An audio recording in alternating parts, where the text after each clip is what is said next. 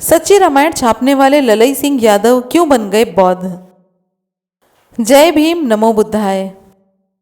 पेरियार की चर्चित किताब सच्ची रामायण को हिंदी में लाने और उसे पाबंदी से बचाने के लिए लंबी लड़ाई लड़ने वाले ललई सिंह बहुजन क्रांति के नायक थे। 7 फरवरी को उनका परिनिर्वाण दिवस है। द्रविड़ आंदोलन के अग्रणी सामाजिक क्रांतिकारी पेरियार ईवी रामास्वामी नायकर की किताब सच्ची रामायण को पहली बार हिंदी में लाने का श्रेय ललई सिंह यादव को जाता है। उनके द्वारा पेरियार की सच्ची रामायण का हिंदी में अनुवाद करते ही उत्तर भारत में तूफान खड़ा हुआ था। 1968 में ही ललई सिंह ने the Ramayana A true reading का अनुवाद हिंदी में करके सच्ची रामायण नाम से प्रकाशित कराया। सच्ची रामायण ने छपते ही वह धूम मचाई कि हिंदू धर्म के तथाकथित रक्षक उसके विरोध में सड़कों पर उतर आए।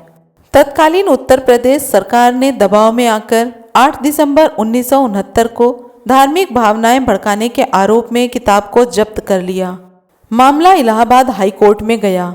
राज्य सरकार के वकील ने कोर्ट में कहा, यह पुस्तक राज्य की विशाल हिंदू जनसंख्या की पवित्र भावनाओं पर प्रहार करती है और इस पुस्तक के लेखक ने बहुत ही खुली भाषा में महान अवतार श्री राम और सीता एवं जनक जैसे दैवी चरित्रों पर कलंक मढ़ाया है, जिसकी हिंदू पूजा करते हैं, इसलिए इस किताब पर प्रतिबंध लगाना जरूरी है। ललई सिंह यादव के एडवोकेट बनवारी लाल यादव ने सच्ची रामायण के पक्ष में जबरदस्त पैरवी की। 19 जनवरी 1971 को कोर्ट ने जब्ती का आदेश निरस्त करते हुए सरकार को निर्देश दिया कि वह सभी जब्तशुदा पुस्तकें वापस करे और अपीलकर्ता ललई सिंह को 300 रुपये मुकदमे का खर्च दें। इसके बाद उत्तर प्रदेश सरकार ने इलाहाबाद हाई कोर्ट के निर्णय के खिलाफ सुप्रीम कोर्ट में अपील की। सुनवाई 3 जजों की पीठ ने की, जिसकी अध्यक्षता न्यायमूर्ति VR कृष्ण अय्यर ने की और इसके 2 अन्य जज थे PN भगवती और सैयद मुर्तजा फजल अली। सुप्रीम कोर्ट में उत्तर प्रदेश बनाम ललई सिंह यादव नाम से इस मामले पर फैसला 16 सितंबर 1976 को आया। फैसला पुस्तक के प्रकाशक के पक्ष में रहा। इलाहाबाद हाई कोर्ट के फैसले को सुप्रीम कोर्ट ने सही माना और राज्य सरकार की अपील को खारिज कर दिया। अब बात करेंगे हिंदू धर्म त्याग कर बौद्ध बन गए ललई सिंह। इलाहाबाद हाई कोर्ट और सुप्रीम कोर्ट में सच्ची रामायण के पक्ष में मुकदमा जीतने के बाद पेरियार ललई सिंह दलित पिछड़ों के नायक बन गए। ललई सिंह यादव ने 1967 में हिंदू धर्म का त्याग करके बौद्ध धर्म अपना लिया था। बौद्ध धर्म अपनाने के बाद उन्होंने अपने नाम से यादव शब्द हटा दिया। यादव शब्द हटाने के पीछे उनकी गहरी जाति विरोधी चेतना काम कर रही थी। वे जाति विहीन समाज के लिए संघर्ष कर रहे थे। पेरियार ललई सिंह यादव ने इतिहास के बहुजनों नायकों की खोज की।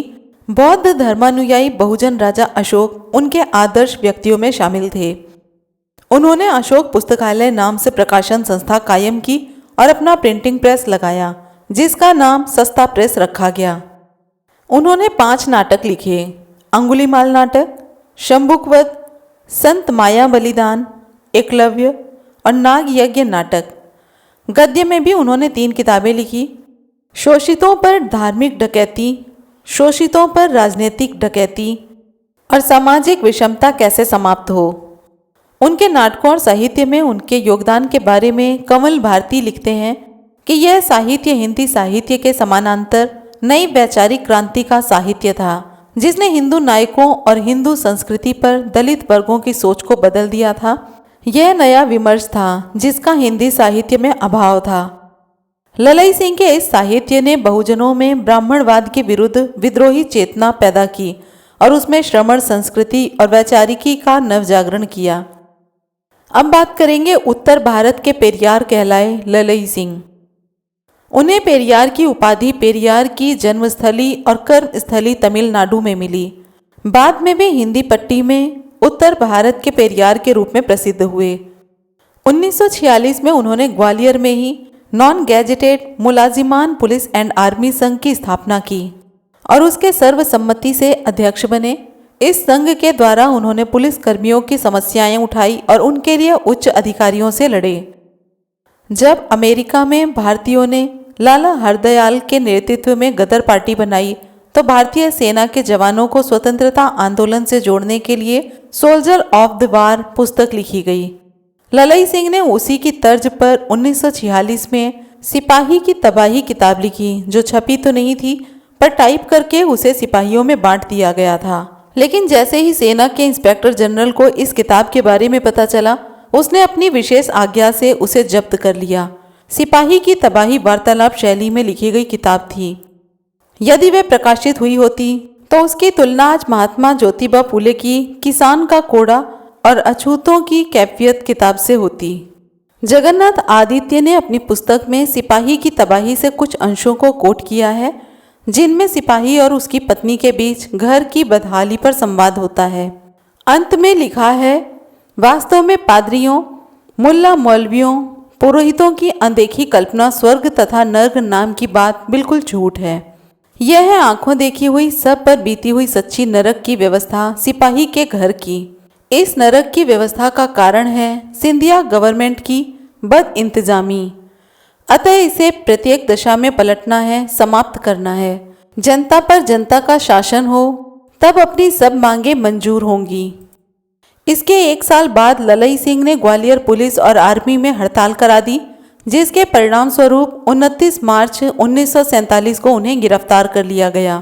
मुकदमा चला और उन्हें 5 साल के सश्रम कारावास की सजा हुई। 9 महीने जेल में रहे और जब भारत आज़ाद हुआ तब ग्वालियर स्टेट के भारत गणराज्य में विलय के बाद वह 12 जनवरी 1948 को जेल से रिहा हुए। 1950 में सरकारी सेवा से मुक्त होने के बाद उन्होंने अपने को पूरी तरह बहुजन समाज की मुक्ति के लिए समर्पित कर दिया। उन्हें इस बात का गहराई से आभास हो चुका था कि ब्राह्मणवाद के खात्मे के बिना बहुजनों की मुक्ति नहीं हो सकती। एक सामाजिक कार्यकर्ता, लेखक और प्रकाशक के रूप में उन्होंने अपना पूरा जीवन ब्राह्मणवाद के खात्मे और बहुजनों की मुक्ति के लिए समर्पित कर दिया।